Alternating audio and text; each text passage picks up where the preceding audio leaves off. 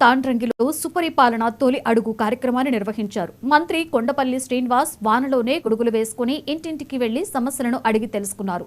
పలువురు కూటమి పాలనపై సంతృప్తిని వ్యక్తం చేస్తూ మంత్రికి తెలిపారు. అభివృద్ధి, సంక్షేమం రెండు కళ్లుగా కూటమి పాలన సాగుతోందని మంత్రి వివరించారు. ఉత్తరాంధ్ర సమగ్ర అభివృద్ధికి బాటలు వేస్తున్నామన్నారు మంత్రి కొండపల్లి శ్రీనివాస్.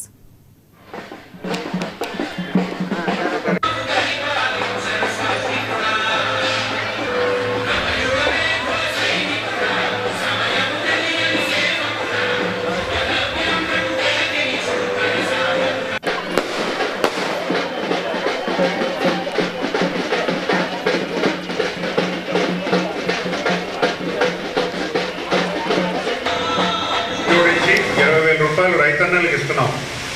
అయితే ఎలా ఇస్తున్నాం? కేంద్ర ప్రభుత్వం 6,000 3 విడతలుగా ఇస్తున్నారు. మొదటి విడతగా 2,000 ఇస్తే రాష్ట్ర ప్రభుత్వం 5,000, 7,000 మీకు జత కలుగుతుంది. రెండో విడతలో వాళ్ళు 2,000 ఇస్తే మళ్ళీ రాష్ట్ర ప్రభుత్వం 5,000 ఇచ్చి 7,000 ఇస్తాము. మళ్ళీ మూడోసారి వాళ్ళు 2,000 ఇస్తే మళ్ళీ ఒక 3,000 ఇచ్చి 5,000 ఇస్తాం చేస్తారు. అదే గత పాలకులు ఎప్పుడైనా ఒక మట్టి ఎత్తడం కానీ పోయడం కానీ చూసారా? గ్రామ అభివృద్ధిని వదిలేశారు. ఏమని అడిగితే సచివాలయం బిల్డింగ్ ఒకటే కట్టారు. ఒక్క సచివాలయం బిల్డింగ్ కట్టి అభివృద్ధి చేస్తామని జోడించి 20,000 రూపాయలు రైతన్నలకు ఇస్తున్నాం.